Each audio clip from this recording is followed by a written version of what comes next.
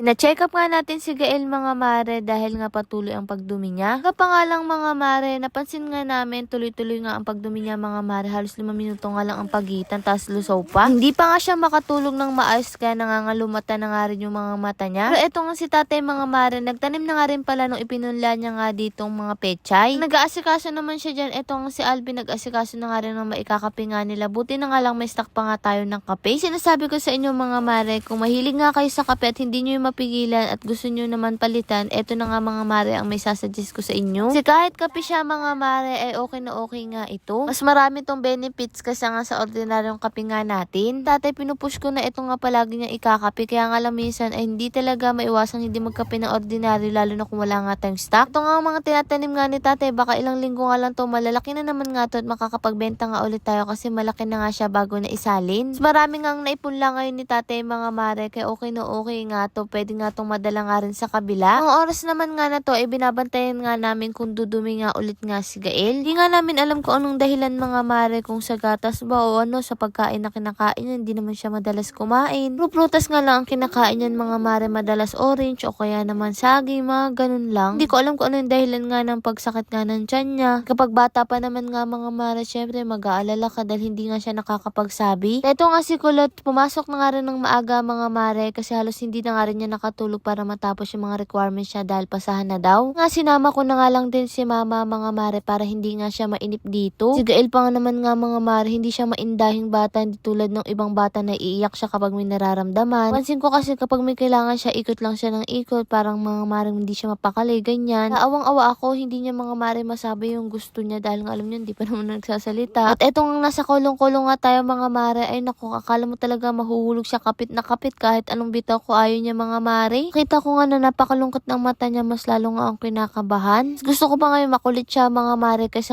ganyan siya, natahimik lang. Kulong-kulong na nga lang din kami at sakto naman nga yung oras, nakarating nga rin kami at hindi kami na late at eto nga nag-aabang na nga rin kami ng mga oras na matawag. Yun nga, binigyan nga lang siya ng gamot at ipapatest nga yung ihi saka nga yung dumi niya para malaman nga kung ano nga yung nararamdaman niya. Tingnan na nga lang daw kung malakas pa nga rin dumede. Papasalamat ko na nga lang malakas pa nga rin siya dumede mga mare, pero sobrang tahimik nga niya. Nung nasa biyahe nga kami, nakatulog nga rin. Alam ng mga oras nga na to ay kailangan ko pumunta sa eskwelahan dahil meron nga kami asikasuhin sa research. Kaya kahit nga mga mare ayaw kong pumunta ay kailangan ko nga dahil nga requirements yun. Ang hirap din talaga pag nanay ka at estudyante ka pa. Mo talaga alam kung ano uunahin mo, pero may tiwala naman nga ako, nandito naman nga sila mama, kaya ayan, pumunta muna nga ako dito. Sabi nga ni Ran mga mare, parang wala nga daw akong iniisip na problem, pangiti-ngiti nga lang daw ako dito sa eskwelahan. Sabi ko naman sa kanya, kahit noon pa man na nasa bukid pa lang kami, sabi ng mga klase ko, hindi sa akin halatang may problema ako sa buhay o may pinagdadaanan kaming ganun. Kasi talaga nasa eskwelahan ako mga mare, hindi mo mahalata na may problema ako. Palagi lang ako nakangiti, ganyan. Talagang positibo ako nun mga mare sa buhay. Tapos kapag ako na lang mag-isa, dun nga lalabas yung problema ko. At eto nga pala yung itik, napakasarap nga ng luto. Ginataan nga pala yung adobo. Nga to kasi malambot nga siya mga mare. Ano nga silang gagawin dito sa kabila, kaya pumunta muna nga sila doon para asikasin yung konting damo nga dito. Kasi kung papabayaan nga to mga mare, dahil minsan nga mas malusog pa ang damo kaysa nga sa tanim. Sakto naman nga, katatapos nga lang din ng ulan kaya nadiligin nga itong mga tanim nga natin dito, kaya preskong presko na naman nga sila at tiyak matutuwa nga yan. Yung ba mga mare, bundok arayat nga itong nakikita nga na to, akala mo malapit pero sobrang layo nga niyan. Mga naalala na kung pwede nga ipahilot nga itong mga maring si Gael.